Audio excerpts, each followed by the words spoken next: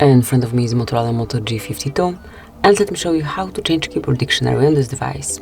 So first of all, just open Messages, click on Start Chat, and now as you can see, this is our current keyboard. To change it, tap on Settings icon, go to Languages, tap on Add Keyboard, and you can smoothly pick any keyboard that you would like to apply. So as you can see, the list is quite long, so you'll definitely find something suitable. So that's it, this is the end. Now just pick the language that you would like to apply, tap on Done, remove unnecessary language.